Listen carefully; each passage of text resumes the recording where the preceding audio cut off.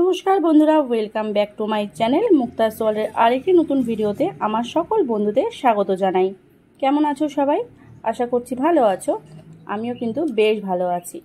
তো আজকে বন্ধুরা তোমাদের কাছে খুব সিম্পল একটা ঘরোয়া রান্না নিয়ে চলে এসেছি।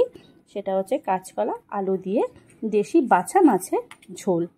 কোনো রকম বেশি মশলা ইউজ না করেই এই পাতলা ঝোলটা গরম ভাতের সাথে খেতে কিন্তু দারুণ লাগে। আর অন্য কিছু লাগবে না, আর খুব স্বাস্থ্যকর।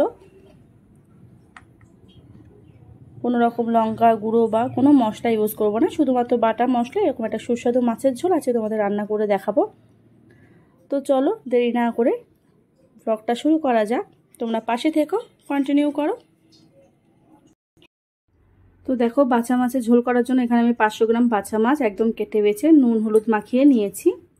আর এখানে কাঁচকলা কেটে নিয়েছি আর নুন হলুদ মাখিয়ে রেখেছি। এভাবে কাঁচকলা কেটে নুন হলুদ মাখিয়ে যদি মাছের ঝোল করা যায়, সেদ্ধ করতে হবে না কাঁচকলা, আর ঝোলটা কালো হয়ে যাবে না, একদম নর্মাল কালার আসবে।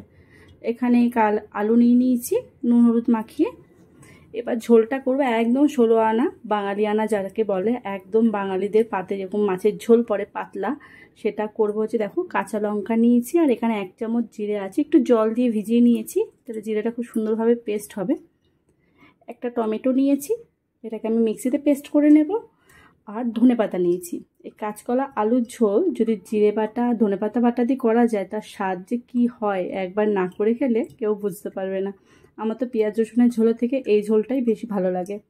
আর নুন হলুদ লাগবে, আর কিছু লাগবে না, একদম সিম্পল সাদামাটা একটি মাছের ঝোল আছে, তোমাদের করে দেখাবো। তো চলো রেসিপিটা শুরু করা যাক। দেখো, এখানে কড়াইতে গরম করতে তেল দিয়েছি, একটু বেশি করে দিয়েছি যেহেতু মাছটা গোটা গোটা আছে।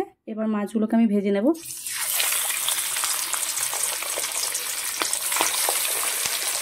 একদম লাল লাল করে মাছগুলোকে ভেজে নেব। যাতে হতে এদিকে মিক্সিতে মশলাটা করে নিই। প্রথমে ধনে পাতাগুলো আর একে একে জিরে লঙ্কা দিয়ে আর 4টে টমেটো দিয়ে আমি একটা পেস্ট তৈরি করে নেব।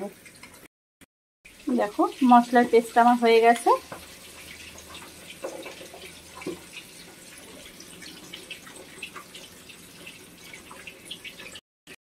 দেখো, মাছগুলোকে একদম লাল লাল করে আমি ভেজে নিয়েছি। এবার আমি কাঁচকলাগুলোকে ভালো করে ভেজে নেব হালকাভাবে। মাছ ভাজা তেলেই আমি কাঁচকলাগুলোকে লাল লাল করে ভেজে নেব।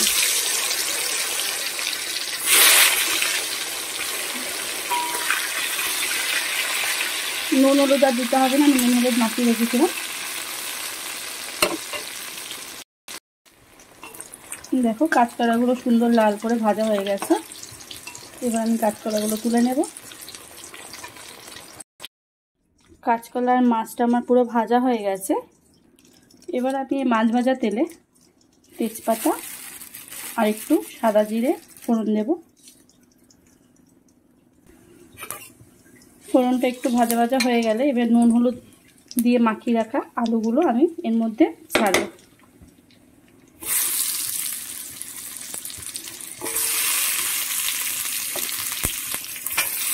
আলুগুলোকে বেশি কিছুক্ষণ একটু লাল লাল করে ভেজে নেব।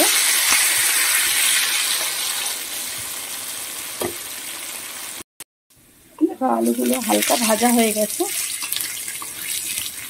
এবার আমি যে 3-4 টুকরো টমেটো ছিল সেই টমেটোটা দেবো।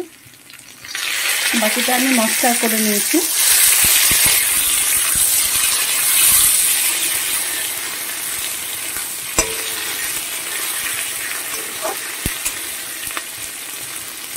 টমেটো দিয়ে একটু নাড়াচাড়া করার পর আমি যে মশলাটা করে রেখেছিলাম ধনে পাতা জিরে দিয়ে, সেই মশলাটা এর মধ্যে দিয়ে দেবো।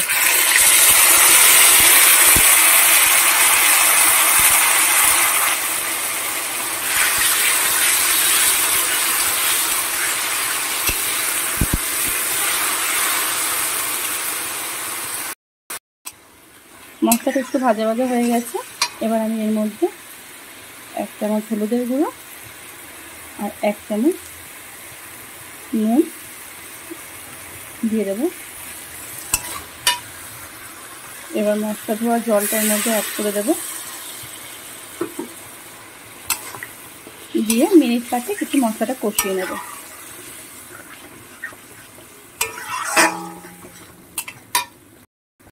দেখো মশলাটা একদম কষে গেছে। এবার আমি এর মধ্যে জল দিয়ে দেব।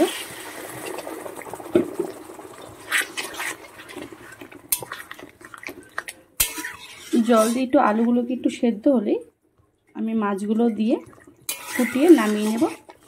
তাহলে রেডি হয়ে যাবে এরকম কাঁচকলা আলু দিয়ে বাছা মাছের ঝোল। দেখো ঝোলটাও ফুটে এসছে, আলুগুলোও সেদ্ধ হয়ে গেছে।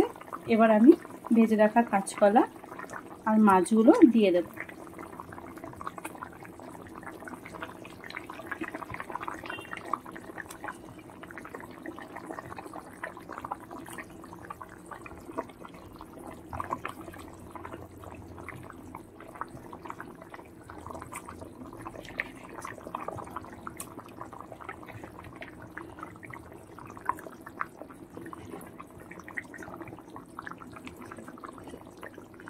মাছ ভাজার তেলটাও দিয়ে দিলাম।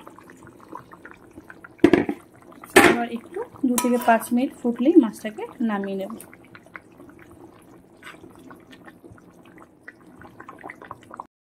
দেখো মাছের ঝোলটা একদম রেডি হয়ে গেছে। আলু কাঁচকলা সব সুন্দর করে সেদ্ধ হয়ে গেছে। দেখো সেদ্ধ হয়ে গেছে, এবার আমি নামিয়ে নেব। তো দেখো বন্ধুরা, একদম কাঁচকলা আলু দিয়ে এরকমভাবে পাতলা পাতলা মাছের ঝোল কিন্তু আমার একদম রেডি। বিশ্বাস করো গরম ভাতের সাথে এরকম একটা মাছের ঝোল হলে দারুণ লাগে, অপূর্ব, যেন অমৃত খেলাম এরকমই মনে হয়। আর খুব তাড়াতাড়ি রান্নাটা হয়ে যায়, শরীরের পক্ষেও খুব ভালো, খুব একটা মশলা পড়ে না। আর তোমরা খেয়ালই করেছো এখানে আমি লঙ্কার গুঁড়ো বা বাকি কোনো মশলাই ইউজ করিনি, জাস্ট বাটা মশলাতেই আমি রান্নাটা কমপ্লিট করেছি। তো কেমন লাগলো বন্ধুরা অবশ্যই জানিও। আর ভালো লাগলে লাইক কমেন্ট শেয়ার সাবস্ক্রাইব করে আমার পাশে থেকো। আর নতুন বন্ধুরা যারা আমার চ্যানেলে ভিজিট করছো, এখনও সাবস্ক্রাইব করোনি চ্যানেলটাকে, প্লিজ চ্যানেলটাকে সাবস্ক্রাইব করে পাশে থাকা নোটিফিকেশন বেলটি অবশ্যই প্রেস করে দেবে। আবারও পরবর্তী কোনো ভিডিও নিয়ে খুব তাড়াতাড়ি চলে আসবো। ততক্ষণ ভালো থেকো, সুস্থ থেকো, সাবধানে থেকো। টাটা।